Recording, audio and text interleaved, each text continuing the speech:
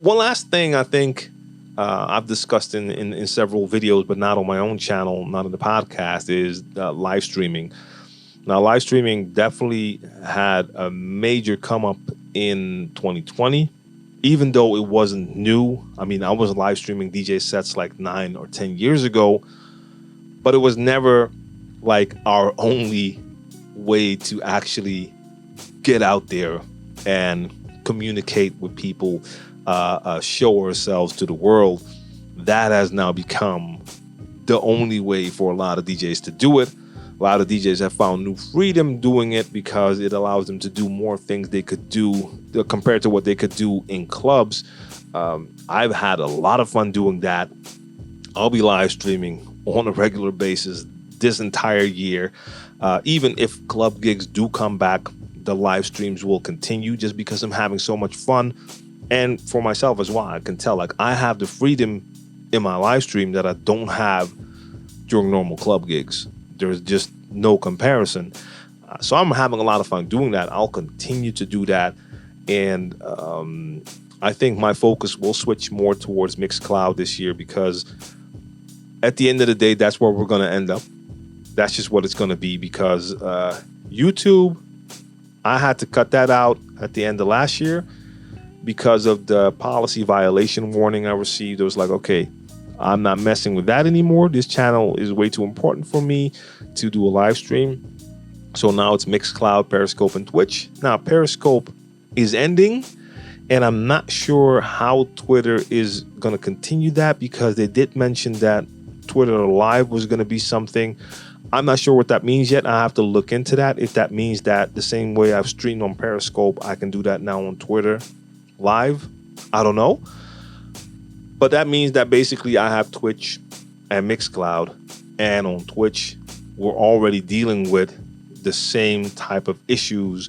As soon as my stream is done, the replay can't be played because most parts are muted. People have had their channels deleted just for having clips on with the copyright issues. So as soon as my stream is done, I delete the replay. But we might end up in a situation where even the live streaming itself is not going to be possible. I don't know. The only thing I know for sure is that Mixcloud is the only safe place to live stream where you will not run into those issues. And they should be rolling out new features that are similar to a lot of the things you see on Twitch and the things that really help to make Twitch that community. So I think Mixcloud is going to be our end destination. So I want to just focus on that more and more. So you're going to see me promote my live streams and have Mixcloud as the first name and Twitch as the second name. Now that is only for the DJ live streams, of course. So my Share the Knowledge live that I'm doing, that's going to be YouTube first and then Twitch and also on Facebook. And as soon as my LinkedIn is approved, it'll be on LinkedIn as well. But for all the DJ live streams, and I'm going to do more than just my Crates live stream that I do on the Mondays, I'll have more live streams. So every 2 weeks, I'm going to have a certified bangers live stream as well. But those are all going to be Mixcloud and Twitch as long as Twitch allows me to do that. So I'm having a lot of fun with the live streams. I don't know if you have tried the live streams yet. It is a lot of fun to do. Like I said, I enjoy the freedom. I do understand that if you're starting out now and you don't have any type of fan base yet or followers yet, it might be something that holds you back because if you live stream and you see no one's watching, you might feel that it's not going to work for you. You have to see it like this. First of all, anytime you do anything, it is practice. So anytime you do something, it helps you to learn more about it, improve your skill. And you're DJing, so it helps you for your DJ skills. You're learning how live streaming works, so that helps you build that skill and knowledge as well. And even if you don't have quote unquote success with it right now when it comes to like an audience, that can always come. And if it's not here, it might be on a new platform where you might actually be one of the first ones there. And if you already have the experience, you don't have like the learning curve. You can jump straight into it.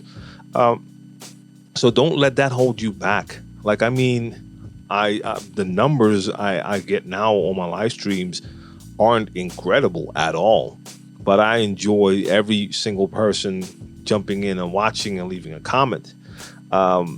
So that for me is already it. But like I said, the fact that you have the freedom that you don't have to worry about what the crowd might think. That's something I do have during club gigs, especially if it's like one of those gigs where the crowd is pretty commercial, so you can't really go too far out of the box or they don't feel it. With my live stream, it's simple. This is my stream. You can come and watch me, but I do what I do. And if someone doesn't like it, that's perfectly fine. And then they shouldn't watch me. But I'm going to do what I do, and I'm not going to worry about, oh, will they like this track or will they feel this? Now, I can do exactly what I want. And that freedom, it's liberating, it's empowering, and that is the thing I really love most about live streaming. STK all day, baby. Share the knowledge. Let's go.